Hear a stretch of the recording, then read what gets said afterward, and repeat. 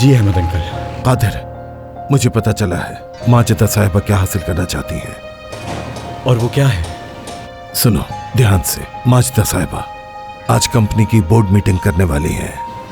वो कंपनी के तमाम अरकान को कायल करेंगी कि कमाल ने इस कंपनी के लिए बहुत ज्यादा कर्जा लिया हुआ था और इस तरह से वो कंपनी के तमाम ओहदे संभाल लेंगी। मगर मेरे पास कुछ ऐसे पेपर्स हैं जो उन्हें गलत साबित कर देंगे,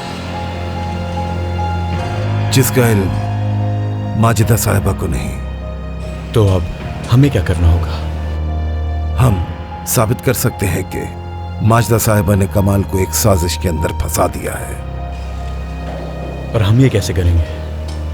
कंपनी के बाहर आके मुझसे मिलो और आज हम दोनों बोर्ड मीटिंग में दाखिल होंगे। ठीक है अंकल।